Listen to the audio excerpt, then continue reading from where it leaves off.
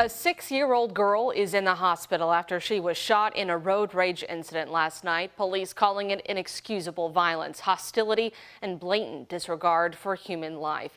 LMPD told us a group of motorcyclists and a person inside of a car got into an altercation on I-65 near the outer loop. This was just around 8 o'clock.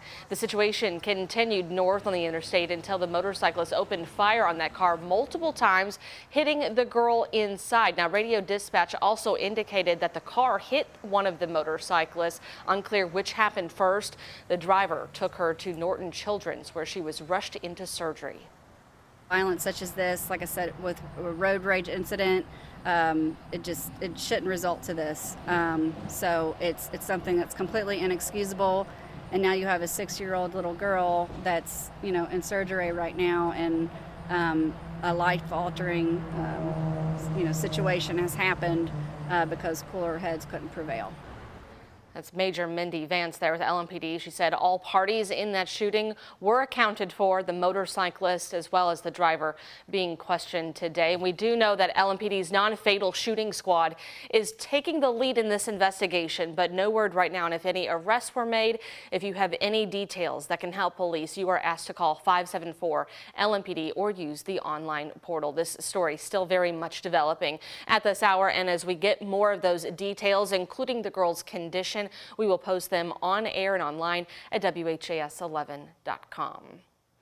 An Indiana deputy killed in the line of duty after being attacked by an inmate. It happened in Indianapolis yesterday morning. Police said Marion County Deputy John Durham was driving 34-year-old Orlando Mitchell back to Marion County Jail after a visit from the hospital. While inside the Sally Port of that jail, police say Mitchell attacked Durham and stole the van he was driving. The inmate eventually crashed the car and was taken back into custody. Deputy Durham died at the hospital. He was 61 years old. He was also a 38-year veteran at the Marion County Sheriff's Office. The department said, quote, "Our hearts are broken for his wife, Ramona, also a dedicated deputy here, and his children who have continued his legacy of service." Well, once that inmate was released from the hospital, Marion County Prosecutor's Office will be adding more charges. We'll keep you posted on that. And Kentucky State Police are warning of a police impersonator in Trimble County. A woman said she was pulled over Saturday by a newer black Dodge Challenger with a blue light on top. The woman told police she saw the man approaching her car with what looked like a knife in his hand, at which point she drove off to the nearest KSP post in Campbellsburg. The suspect is described as a white man about 5'10". Anyone with information is urged to call 532-6363.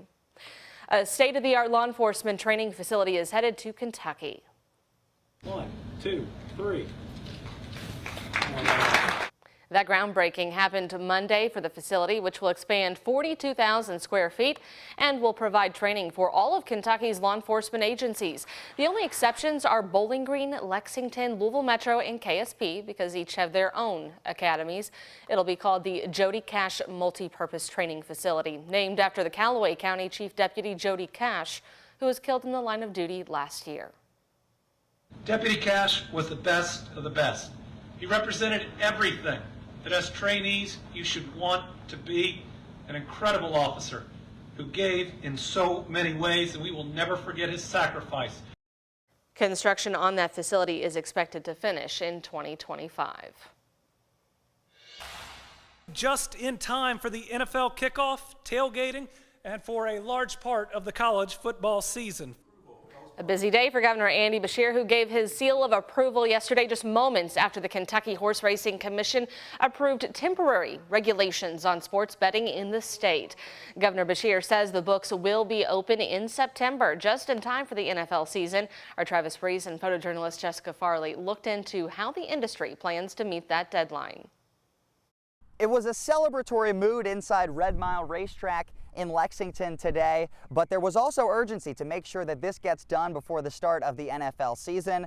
The Horse Racing Commission says it will need to hire more staff to get this done, but everybody wants to make that September 7th deadline. All commissioners in favor of approving the proposed emergency and ordinary licensing and technical regulations regarding sports wagering, please indicate by responding yes.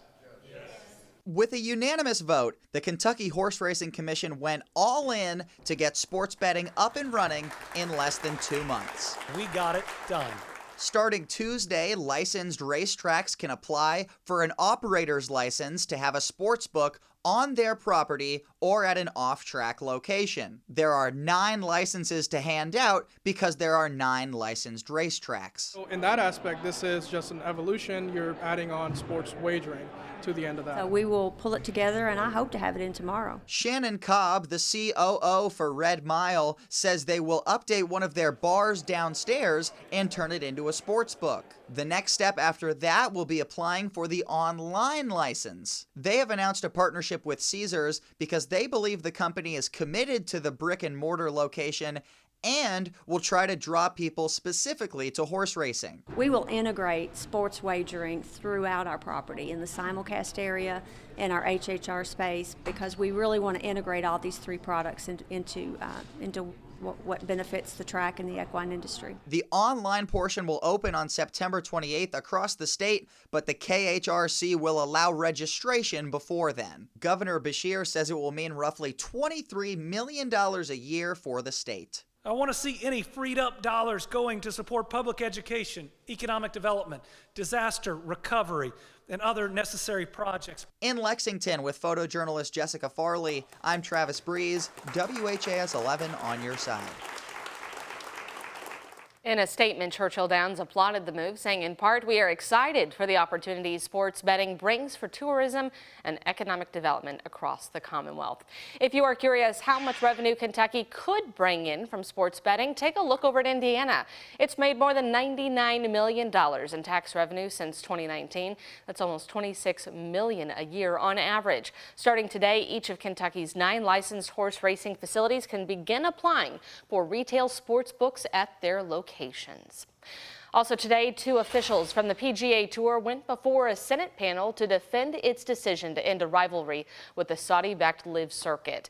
PGA Tour Chief Operating Officer Ron Price and board member Jimmy Dunn are testifying today because the Senate wants to examine plans for the merger as well as the future of the PGA Tour and professional golf here in the U.S.